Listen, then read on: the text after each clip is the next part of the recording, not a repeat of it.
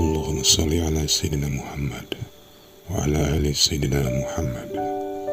Marilah kita simak bersama-sama ceramah dari Abah Guru Sekumpul Syekh K. Haji Muhammad Jaini bin Abdul Ghani Al-Banjari. Selamat menyimak, semoga bermanfaat. Orang kaya kalau menghadap Allah, tafakkur kepada Allah, wajib bertelanjang daripada merasa mempunyai sesuatu. Harus dia berpakaian dengan pakaian antumul fuqara. Kamu tidak punya apa-apa. Orang berpangkat walaupun rendah pangkatnya, tatkala dia tawajuh kepada Allah wajib bertelanjang daripada sifat ketuhanan yaitu qudrat, dan wajib dia mengaku bahwa dirinya itu adalah lemah.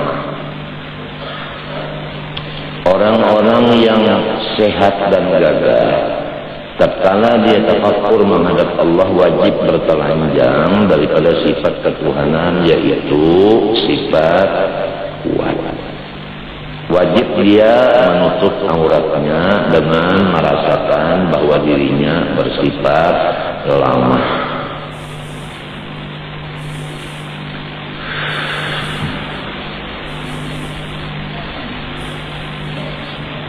Lima itu adalah yang pertama sifat uluhiyah, yang kedua sifat ubudiyah.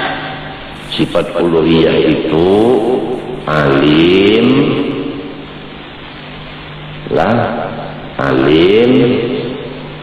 kaya, berkuasa, kuat, yang satunya mulia. Kepada orang yang keturunan asyraf, keturunan orang soleh, tatkala dia tawajuh kepada Allah wajib bertelanjang dari pemerasaan mulia, karena itu sifat Allah, dan dia wajib menutup dengan sifat ubudiyah, yaitu dirinya itu hina. Keringkasan sifat uluhiyah pertama kaya, dua alim, tiga berkuasa, empat gagah dan kuat, lima mulia. Itu sifat uluhiyah, sifat Allah. Wajib tiap-tiap hamba bini-bini laki-laki yang berikbal akal melepaskan yang lima itu dari pengerasaan di dirinya. Sebab itu adalah hak bagi Allah. Jangan mengambil hak Allah. Ambil hak diri sendiri, yaitu lawanannya sifat ubudiyah. Pertama fakir, kedua jahil, ketiga dhaif, tidak kuasa, ajiz. Yang kedua dhaif, yang keempat dhaif, lemah, yang kelima hina. Itulah sifat ubudiyah, dan inilah perintah Allah Subhanahu wa taala yang disampaikan dalam Al-Qur'an itu, yaitu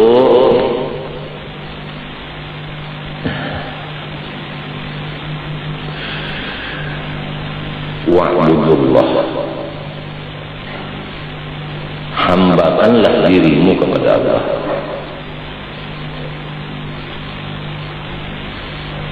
Duduk di kehambaan,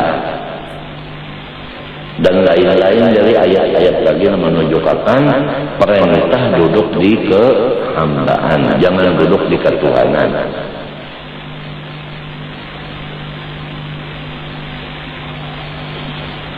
Jadi biasa guru syekh murabbi mursyid kalau muridnya itu berusaha, yang dimasukkan ke dalam muridnya itu penjagaan adalah jangan merasa punya milik.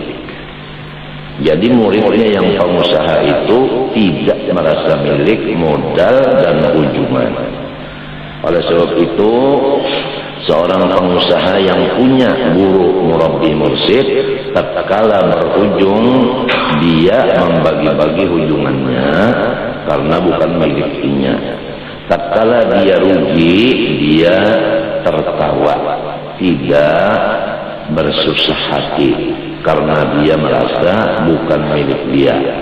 Apalagi apabila habis lalu modal, dia tidak sedih karena memang bukan milik dia, milik Allah.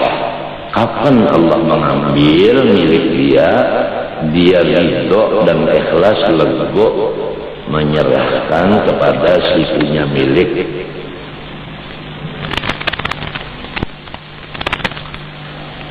Itu kalau pengusaha yang punya guru dan menurut lawan guru, karena tidak semua murid menurut guru.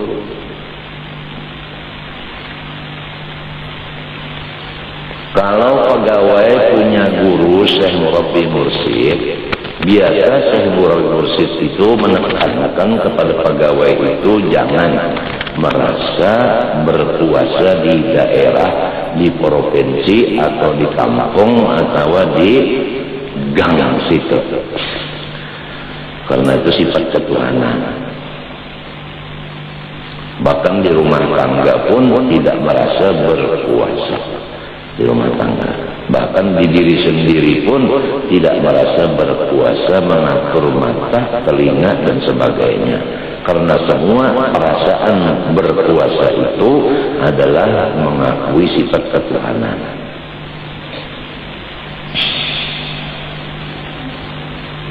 Jadi tatkala pangkatnya hilang, maka dia ketawa aja, sebab dia tahu memang ini adalah sifatku, memang tidak punya kekuasaan.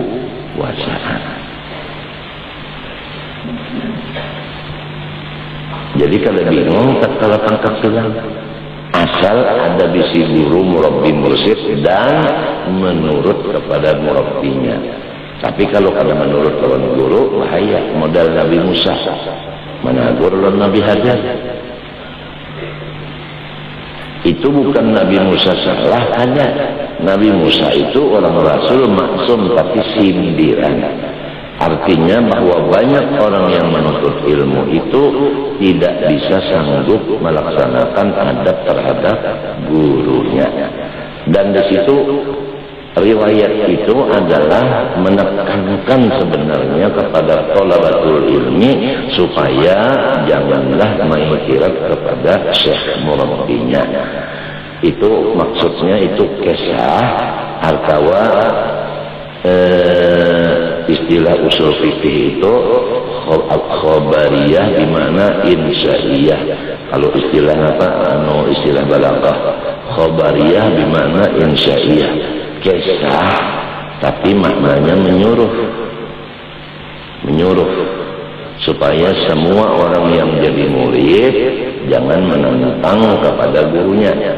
Nah, kalau sudah kata-kata murid, walaupun kita sudah jadi guru, tetap aja jadi murid, sebab kita asalnya mengaji lawan guru, jadi tetap aja kita itu murid. Ya kan?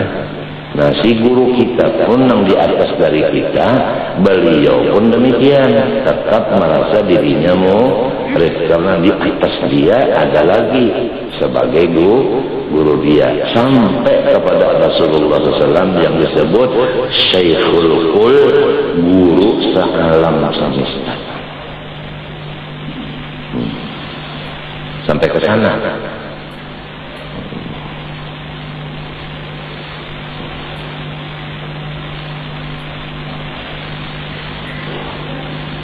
Sampainya itu ke situ, sampai kepada Syekhul Kul itu.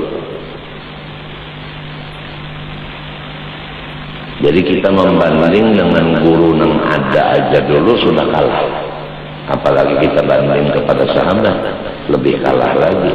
Apalagi membanding kepada Rasulullah, kita ini hilang, bukannya kalah lagi, hilang.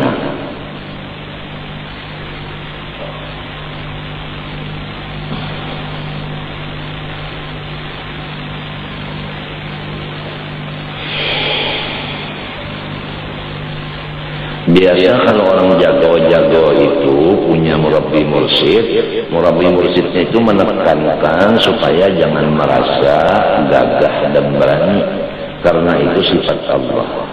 Kita tetap lamah lintuk. Biasa kayak itu.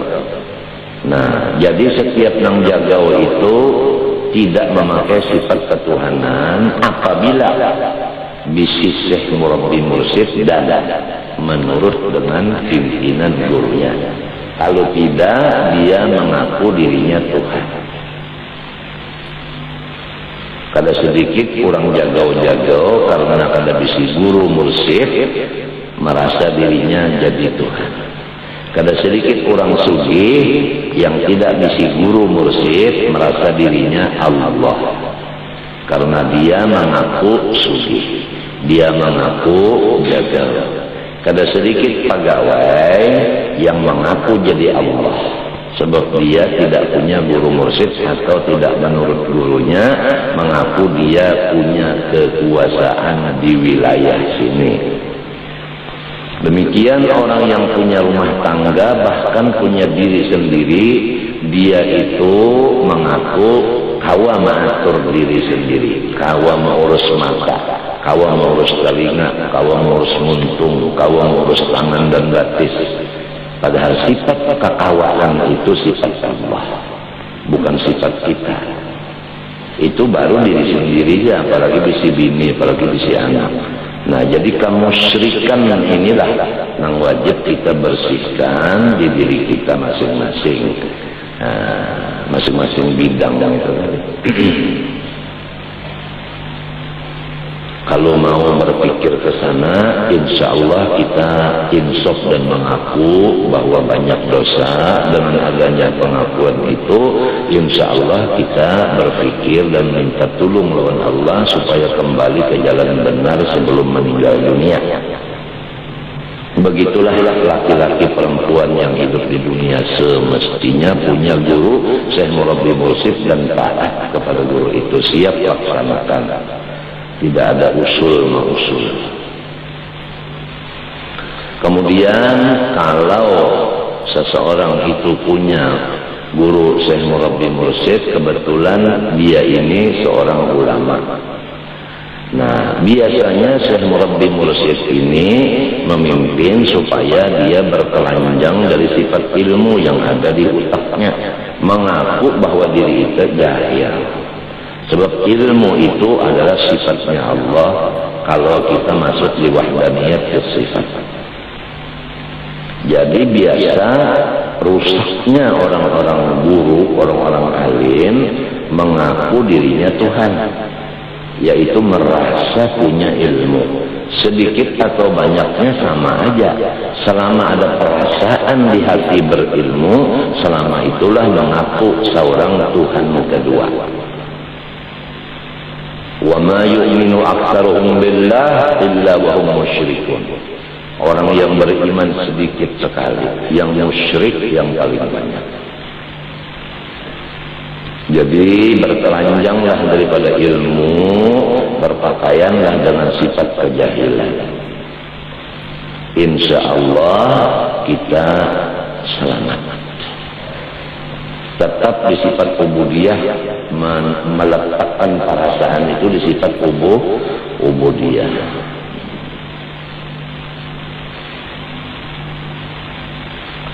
Apalagi keturunan orang alim benar aja, sawarangnya bunga.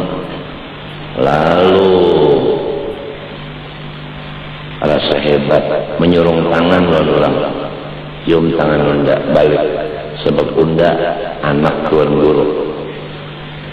Padahal anak sih nang alim siapa? Abahnya. Apalagi cucu nang alim kayaknya jauh benar. Maka ini nang lajur lapas deh. Lapas ke kampung situ, ke desa situ membawa silsilah. Tujuannya minta dana, kalau bisa minta kawinakan, minta ambil supaya nyawa dapat juriyat kayu indah. Itu aja kaliannya. Karena apa? Karena kada bisnis syekh murabbi mursyid. Kalau ada mursyidnya, insya Allah tidak akan begitu kelakuannya si dzurriyyah ini. Nah, oleh sebab itu malam yakun lahu syekhun asyaitanu syekhuhu. Selama belum taat atau belum punya guru mursyid, maka yang kita bikin guru adalah pangrasa kita. Apa manit takhadha ilahu hawa, bertuhan pangrasa. Mbah sudah rasa cocok gawi, mbah rasa pada cocok tinggalkan. Berarti dia bertuhan pangrasa, meninggalkan akan Allah. Karena tidak ada guru, atau ada guru tapi dia tidak taat. Kalau dia punya guru dan taat, niscaya Mikail datang ke rumahnya main juri amplop. Nah, innal rizqa la yatlubul abda kama yatlubuhu ajaluh. Sebenarnya itu inna huruf taukid. Sebenarnya. Nah, kalau kata-kata orang bahari kasarnya tak kacak jatuna. Itu huruf taukid tak kacak jatuna. Rezekilah yang mendatangi hamba, bukan si hamba yang mendatangi rezeki. Bandingan ajal yang mendatangi hamba. Mana ada hamba mendatangi ajal? Tidak ada hamba satupun yang ingin mati, tapi mati yang mendatangi dia. Walau kuntum fi burujin musyayyadah, aina ma takunu yudrikumul maut.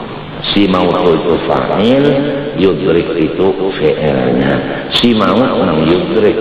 Demikian si rezeki nang datang. Kalau kita udah tahu begitu, kenapa jadi bersusah payah menuntut rezeki? Asal percaya kepada hadis tadi. Yang penting tugas kita selaku pegawai Allah Ta'ala laksanakan. Masalah tukang gaji Allah Ta'ala tetap innallaha la yukhliful mi'ad. Disinilah orang ahli kasbi lemah dan rendah derajat dari ahli tajrid.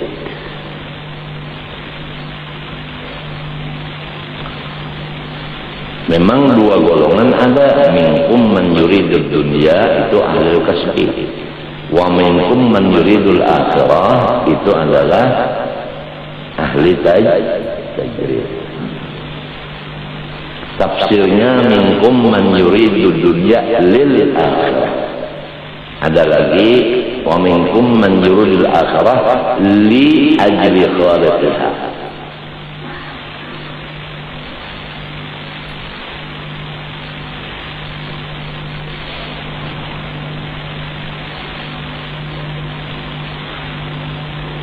Kalau orang keturunan mulia seperti Ashraf dan seperti dzurriyyat Sulaha dan ulama dan ubad punya syekh murabbi mursyid yang biasanya syekh murabbi mursyid itu mengobati dan memberi resep hanya satu saja, yaitu jagalah jangan merasa mulia, sebab penyakitnya di situ. Nah, kemuliaan itu sifat Allah, kehinaan sifat hamba. Jadi ringkasnya tugas Syekh Murabbi Mursyid ini menetapkan seseorang di makam seseorang itu. Tidak lebih daripada itu tugasnya. Nah, dan dijaganya. Kalau dia udah 2-3 kali dipadahi masih memakai sifat ketuhanan itu, dia sudah baik-baik. Habis tinggal di sini aja kita berpisah. Seperti Nabi Allah Khadir 3 kali kejadian ujar Nabi Khadir, hadza firaqu baini wa bainak sa'unabbiuka bi ta'wili ma lam tasti' alaihi sabran.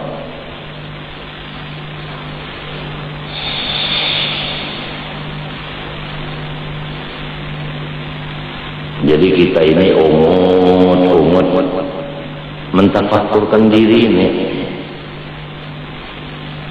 Masalah sembahyang aja banyak yang tertinggal. Waktu lagi muda-muda kita sembahyang sekanda. Sekarang sudah duha. Alangkah bagusnya waktu siang dan malam yang kosong diisi dengan mengodok sembahyang. Dari mulai subuh, dhuhur, asar, maghrib, isya. Tinggalkanlah qabliyah ba'diyah. Sebab banyak sholat-sholat kita itu nang kada sah. Ada kalanya karena wudunya kada bagus bahari. Ada kalanya karena bacaan kurang fasih bahari. Ada kalanya karena tumaknina ketinggalan sembahyang nang bahari. Ada kalanya karena kurang khusyuk atau tidak khusyuk sama sekali. Ini menghajatkan taubat, yaitu dikodok sembahyang-sembahyang yang dahulu itu tadi. Demikian puasa, banyak puasa kita yang rusak dengan mengupat orang dan sebagainya. Sugiannya taubatnya itu walaupun puasa juga tiap bulan, tapi hendaklah kita itu bayar fidyah satu harinya seliter beras diserahkan kepada jiran yang susah untuk kifarat daripada puasa kita yang tidak sempurna itu.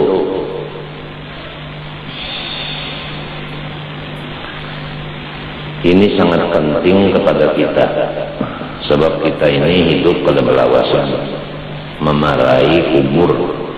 Nang anum nang tuha sama, nang dimarahinya itu kubur. Biar undur berjalan tetap memarah juga, memarah ke kubur. Nang penting itu kita ini berusaha karena dibalik akal. Ya kalau tak untuk menyelamatkan masing-masing diri kita. Kalau dosa terhadap makhluk, minta halal, minta maaf, minta ridho, minta ampun, artinya mengaku salah. Kemudian jangan lagi banyak bergaul. Harus luzumul buyut, kecuali perlu baru keluar rumah. Karena taubatnya memang benar.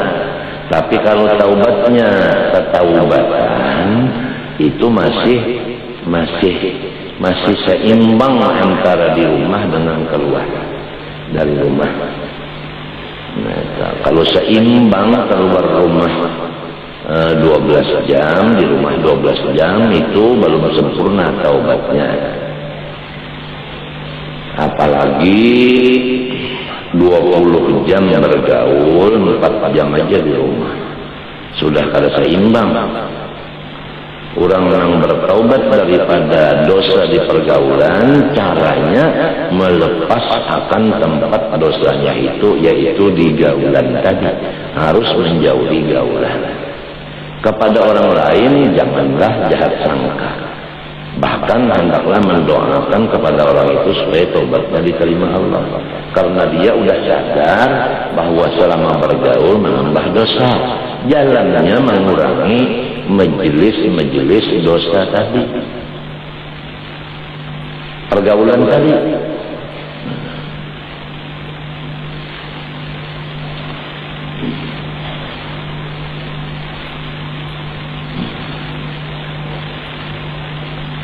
Litawajjuhi bil kubul di kiblah, karena si kubul itu menghadap akan Baitullah, maka wajib ditutupi. Nah itu untuk menghormat Baitullah, apalagi Allah. Kalau menghadap Allah lebih-lebih lagi disuruh hormat. Dengan jalan tadi melepaskan daripada sifat uluhiyah dan berpakaian dengan sifat ubudiyah. Istilahnya bertelanjang dari sifat ketuhanan di pengrasaan, berpakaian rapi dengan sifat ubudiyah kehambaan. Sifat kuliah 5 yaitu kaya, alim, berkuasa, kuat dan gagah, dan mulia.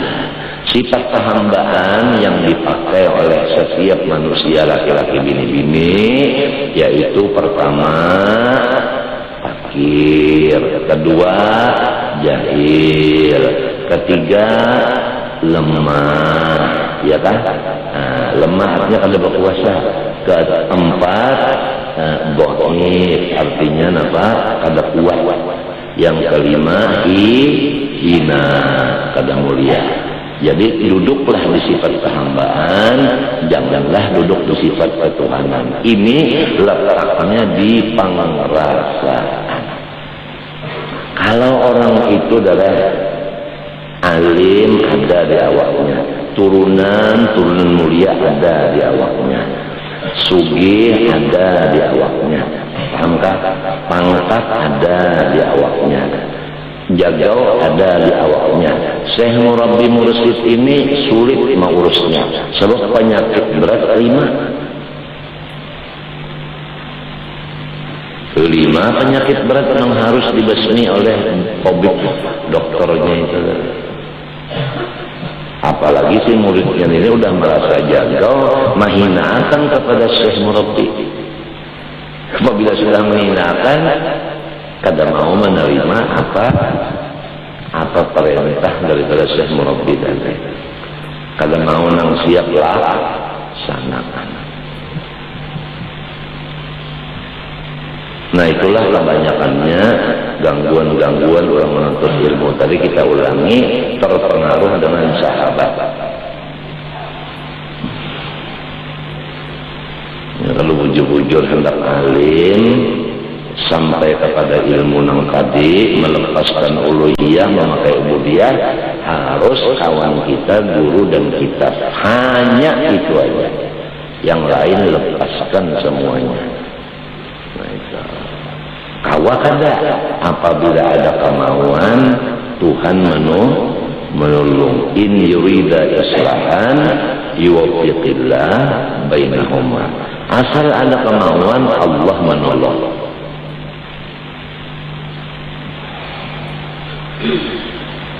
Pasitruhu ahammu, maka menutup yang menghadap kiblat yaitu kubur lebih dipentingkan daripada si dubur. Ta'ziman laha, illatnya karena menghormat dan membesarkan bagi kiblat.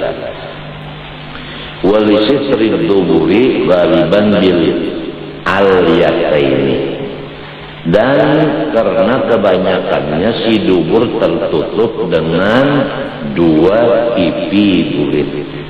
Pipi burit itu sampuk, lalu si luang burit tertutup. Jadi nang menutup luang burit, pipi burit juga. Itu ngarannya wa ta'awanu 'alal birri wat taqwa. Begitu Allah Ta'ala menyusun sifat kasih sayang antara luang burit dengan pipi burit. Karena dia itu bersaudara. Nang ini luang burit, nang ini pipi burit. Berarti dua-duanya anak burit.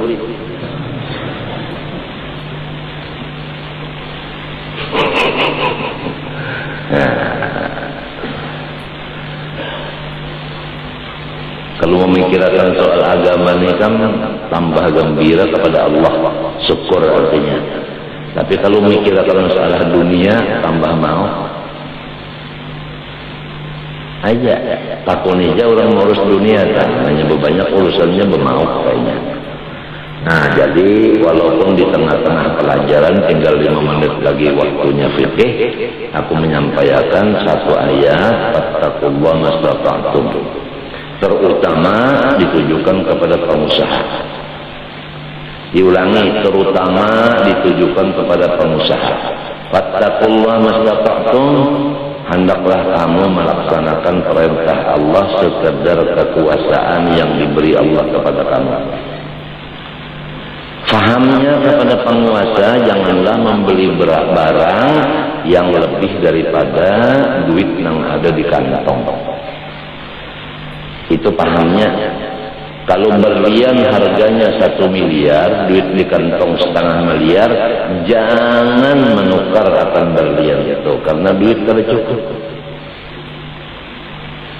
Timbul pertanyaan nafsu, bagaimana umpama bakawan menukar berdua?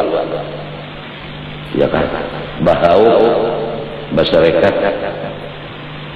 seikung 1,5 miliar, seikung 1,5 miliar, kalau menutup.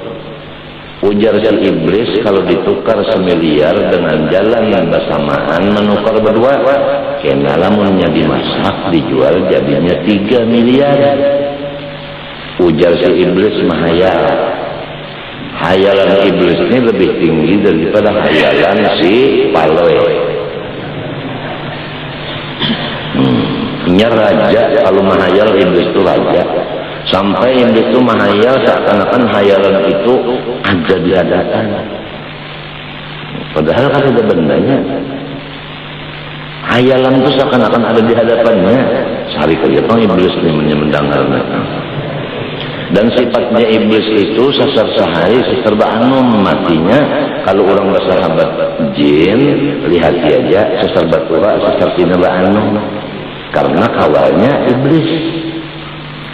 Dan setiap orang bersahabat jin atau dukun, 99 dusanya, 1 nang bujurnya. Kalau inya mau obati orang, 99 nang bertambah penyakit, 1 aja nang baik. Tapi nang dipendelnya nang baik itu supaya inya banyak pasien. Itulah si dukun. Dan gawian si dukun ini orang kada berduit, jadi inya mencari duit.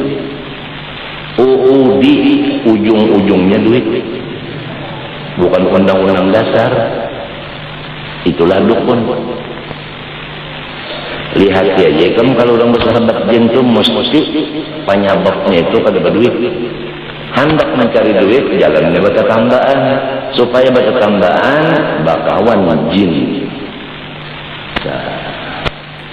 Ya tujuan bakawan jin itu kesan baca tambahan aja. Alternatif istilah sekarang.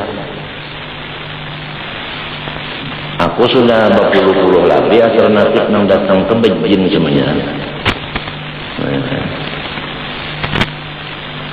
Ada nama luar orang di pinggang tu batu sekalinya silin bersanggup batu di tangan.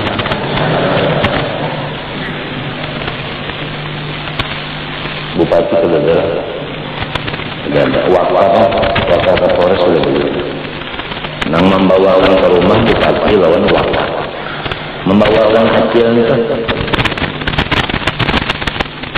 Sekali di sini sampai sini, wah ada batu di sini. Padahal batu itu bisa bersanggup di tangan. Ya sini dikitipakan sini batu itu di pinggangku sakit ya pinggang, bebalan sabang. Batu nah di sini batunya, batu kerikil. Nyata benar batu yang di kampung sini dari bawah sini. Cuma si wakilan ini, si wakil polisi ini ke Polresnya ada paham, ya kayaknya paham ditangkap kecil. Tapi itu ngaranya penipu buruk.